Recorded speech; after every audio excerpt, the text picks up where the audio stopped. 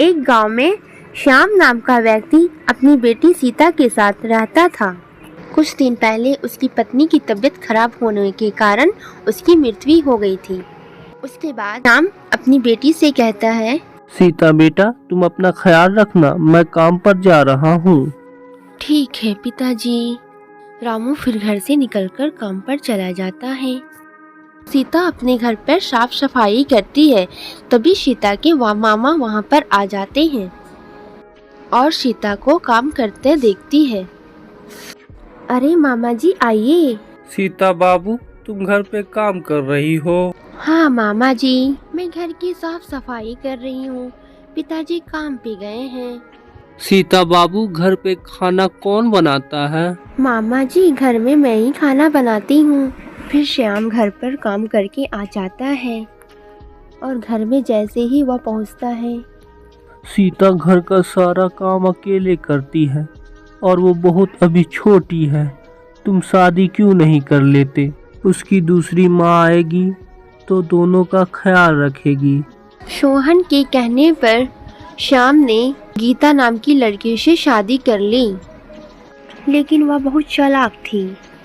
सीता बेटा, मैं काम पर जा रहा हूँ, बता तुम्हारे लिए मैं क्या लेकर आऊँगा? मेरे लिए मिठाई लेकर आना पिताजी। ठीक है सीता बेटा। फिर रामू काम पर चला जाता है। फिर श्याम घर पर आता है। सीता बेटा, कहाँ हो? लो, मैं तुम्हारे लिए मिठाई लेकर आया हूँ। मिठाई लाए हो? लाओ मुझे दो। पर ये तो सीता के लिए लाया हूँ। अरे, तुम तो ऐसे बोल रहे हो जैसे मैं ही अकेली खा जाऊंगी। गीता मिठाई लेकर चली जाती है और बैठकर मिठाई खाने लगती है। सीता ये सब देखकर बहुत उदास हो जाती है और अपनी माँ को याद करने लगती है।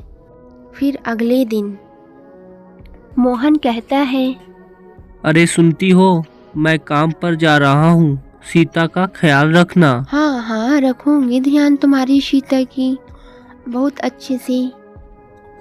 फिर रामू गीता से कहकर काम पर चला जाता है। फिर सीता कहती है, माँ मुझे भी दो ना मिठाई। घर की साफ सफाई कर, फिर खाना मिठाई। सीता फिर घर पर साफ सफाई करती है। फिर सीता जाकर कहती है, माँ अब दे दो मिठाई, मुझे बहुत जोर से भूख लगी है।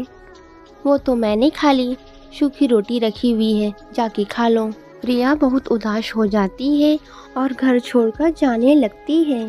सीता जंगल की ओर चली जाती है और फिर जाते जाते वो जंगल के एक पेड़ के नीचे बैठ जाती है और वो जोर जोर से रोने लगती है। हे ईश्वर, आपने मेरे साथ ऐसा क्यों किया?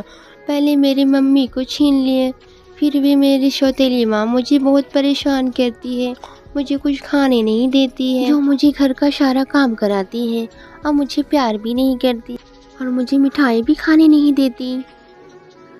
तभी वहाँ पर एक साधु आ जाते हैं। अरे आप कौन हैं? तुम रो क्यों रही हो बेटा? मेरी माँ मुझे प्यार नहीं करती और मुझे मिठाई भी खाने नहीं देती। ऐसी बात है तो बताओ, मैं तुम्हारे लिए क्या करूं? मैं तुम्हारे 2 इच्छा पूरी करूंगा। मेरी पहली इच्छा है, मुझे बहुत सारी मिठाई चाहिए। तभी साधु एक मंत्र पढ़ता है और वहाँ पर बहुत सारी मिठाइयाँ आ जाती है। सीता मिठाई देखकर बहुत खुश हो जाती है। सीता फिर मिठाई खाती है। और बताओ बेटा, तुम्हारी दूसरी इच्छा क्या है? मैं चाहती हूँ कि मेरी माँ मुझसे बहुत प्यार करने लगी। साधु एक मंत्र पढ़ते हैं और सीता से कहते हैं, बेटा अब तुम अपने घर जाओ, तुम्हारी मम्मी तुम्हें बहुत प्यार करने लगेगी। फिर सीता अपने घर की ओर चली जाती है। फिर सीता जैसे ही अपने घर पहुंचती है, सीता की अम्मी कहती है, सीता बेटा तुम कहाँ चली गई थी? मैंने तुम्हारे लिए खाना बनाई हूँ, चलो अब खाना खा लो। और ऐसे ही गीता सीता को प्यार करने लगती है। फिर सीता को साधु बाबा की बात याद आती है।